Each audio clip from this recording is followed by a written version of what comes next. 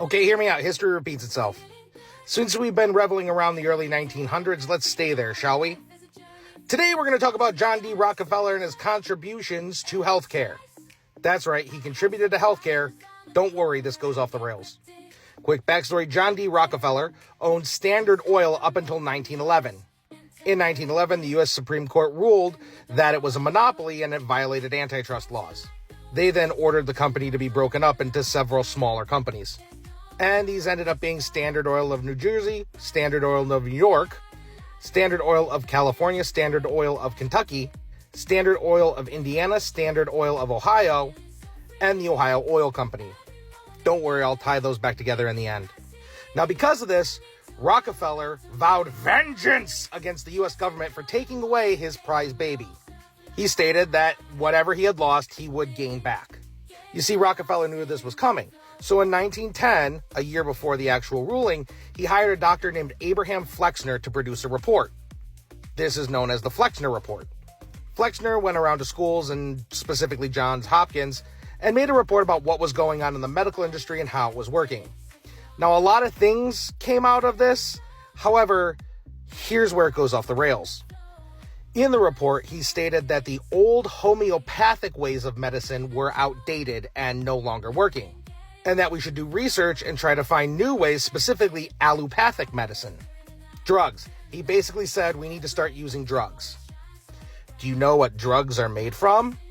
Well, various plants and different things, but they all have a basis in fucking oil. That's right, petroleum is the basis of many modern medicines. One specific thing he said that was outdated was physiomedicalism. That's the use of plants and herbs as medicine. Now, if you take the plants and herbs and things that we learned from that medicine and mix them with petroleum, you get the shit we use today! So let me make sure I'm tracking this correctly. Rockefeller basically created Western medicine like we have today because he got pissed off at the U.S. government for breaking up his baby empire. This is all facts, like you can't make this shit up. So how does this tie into history repeating itself? Thank you so much for asking. So in order to get the drugs that we make today, you have to go through pharmacies. Do you know how many pharmacy companies there are? I'll give you a hint. There's 4. Insurance company Aetna owns CVS Health. Cigna owns Express Scripts. United Healthcare owns Optimum RX. And Humana owns Humana Pharmacy Solutions. This is where we get all the drugs from. Think of these as like the 4 central banks for medicine. Every pharmacy gets their stuff through one of these companies. This is why a lot of these insurance companies get you to get your scripts through mail order systems, because they go directly through their own personal pharmacy. And instead of having to pay places like Meijer or Walgreens or wherever, you pay them directly. And they can usually sell it to you cheaper.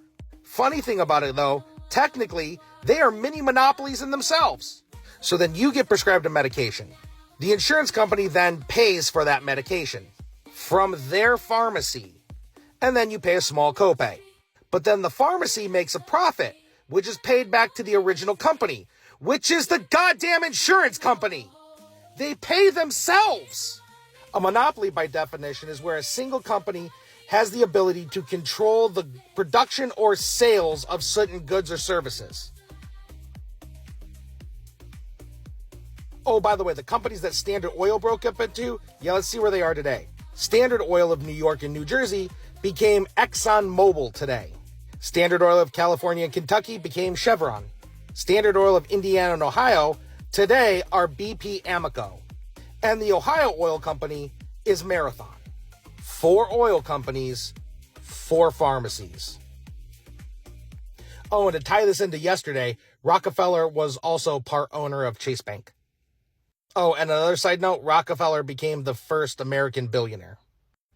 And with that being said, history repeats itself. Be nice, be kind, be patient.